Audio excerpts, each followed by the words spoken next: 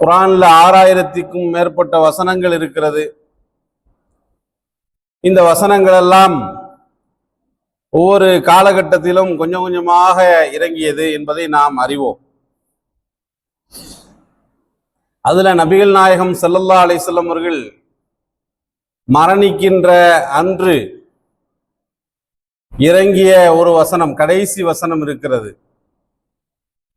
அது என்ன வசனம் என்று சொன்னால், சூரத்துல் பக்ராவிலே 281வது வசனம், வத்தகூ யௌமன் துர்ஜஊன ஃபீஹி இலல்லாஹ். ஒரு நாளை நீங்கள் அஞ்சிக் கொள்ளுங்கள், அந்த நாளிலே நீங்கள் அல்லாஹ்விடத்திலே திரும்ப கொண்டு வரப்படுவீர்கள். எல்லோரும் வந்து சேர வேண்டிய ஒரு நாள் இருக்கிறது, அந்த மறுமை நாளை நீங்கள் அஞ்சிக் கொள்ளுங்கள். சும்ம துவஃபா குல்லு நஃப்ஸின் மா கஸபத். இந்த உலக வாழ்க்கையிலே எதை யார் எப்படி எப்படி செய்தார்களோ அதற்கு கணக்கு தீர்க்கப்படக்கூடிய ஒரு நாள் அது. வஹும் லா யுலமூன், அதுல யாருக்கும் அநியாயம் செய்யப்பட மாட்டாது. ஃபமன் யஅமல் மிஸ்கால தர்ரத்தின் கைரன் யரா. ஒரு அணுவளவு நன்மை செய்திருந்தாலும் அதன் பலனை அவர் அடைவார், கண்டுகொள்வார். ஃபமன் யஅமல் மிஸ்கால தர்ரத்தின் ஷர்ரன் யரா. அணுவளவு தீமை செய்திருந்தாலும் அதனுடைய வெகுமதியை அவர் அடைந்தே தீர்வார், கண்டுகொள்வார் என்று அல்லாஹ் குர்ஆனிலே சொல்லி காட்டுகிறான். அப்படிப்பட்ட ஒரு நாள் தான் அந்த நாள்.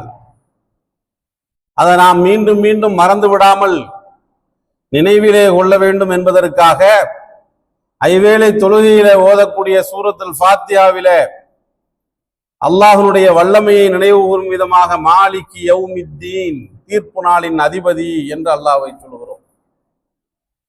அல்ஹம்துலில்லாஹி ரப்பில் ஆலமீன். ரப்புல் ஆலமீன் ஆகிய அல்லாஹ்விற்கே புகழ் அனைத்தும். அர் ரஹ்மானிர் ரஹீம், அவன் அளவற்ற அருளாளன் நிகரற்ற அன்பாளன். மாலிகி யௌமித்தீன், தீர்ப்பு நாளின் அதிபதி. அந்த தீர்ப்பு நாளை எல்லோரும் சந்திக்க வேண்டியது இருக்கிறது. யார் இந்த பூமியிலே எப்படி இறந்திருந்தாலும், தற்கொலை செய்து கொண்டு இறந்தார், அல்லது போர்க்களத்திலே ஷஹீதாக இருந்தார், அல்லது வீட்டிலே படுத்த படுக்கையிலே இருந்தார், மருத்துவமனையிலே இருந்தார், விமானத்திலே பறந்து கொண்டிருக்கிற போது எரிஞ்சி சாம்பலானார், எப்படி இறந்திருந்தாலும் எல்லோரையும் அல்லாஹ் ஒன்று திரட்டக்கூடிய ஒரு நாள் இருக்கிறது. அதை எல்லோரும் சந்தித்தே ஆக வேண்டும். அது எப்படி இருக்கும்? கடுமையான வெயில், சூரியன் மிக அருகிலே இருக்கும், வியர்வையிலே மிதந்து கொண்டிருப்பார்கள். அல்லாஹ்வுடைய தூதர் ஸல்லல்லாஹு அலைஹி வஸல்லம் அவர்கள் அந்த நாளிலே எழுப்பப்படக்கூடிய நேரத்தில் மனிதனுடைய நிலை எப்படி இருக்கும் சொல்லுகிற போது, அன்னக்கும் துபாசூன யௌமல் கியாமத்தி ஹுஃபாத்தன் உராத்தன் உர்லா. நீங்கள் அந்த நாளிலே எழுப்பப்படுவீர்கள் செருப்பணியாதவர்களாக, ஆடை இல்லாதவர்களாக, சுன்னத் செய்யப்படாதவர்களாக எழுப்பப்படுவீர்கள். இங்க எல்லாம் சுன்னத்தெல்லாம் செஞ்சுதான் அடக்கம் பண்றாங்க. இறந்து போனதுக்கு பிறகு போறார் அவர் சின்ன வயதிலே சுன்னத் செய்து விடுகிறார்கள். ஆனால் மறுமையில எழுப்பப்படுகிற போது அதுக்கு மாற்றமா இருக்கும்.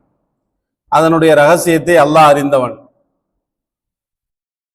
இந்த செய்தியை அல்லாஹ்வுடைய தூதர் அவர்கள் சொன்ன போது ஆயிஷா ரலியல்லாஹு அன்ஹா கேட்கிறாங்க, அல்லாஹ்வுடைய தூதரே, அது எப்படி ஆண்கள் பெண்கள் ஒருவரை ஒருவர் பார்க்கக்கூடிய ஒரு சூழல் இருக்குமே என்று கேட்டபோது, அந்த நாளினுடைய அச்சம் ஒவ்வொரு மனிதனுடைய உள்ளத்திலேயே இதை பற்றி யோசிக்க தோணாது. அவரவருடைய பிரச்சனை என்னன்னு பார்த்துக்கிட்டு இருப்பாங்களே தவிர இன்னொருவருடைய உறுப்புகளை பார்ப்பதற்கு அங்க கவனம் இருக்காது என்று அல்லாஹ்வுடைய தூதர் ஸல்லல்லாஹு அலைஹி வஸல்லம் அவர்கள் சொன்னார்கள். இப்படிப்பட்ட இந்த பெருவழியை நபிகள் நாயகம் ஸல்லல்லாஹு அலைஹி வஸல்லம் அவர்கள் நம்மை நம்பும்படியாக சொன்னார்கள்.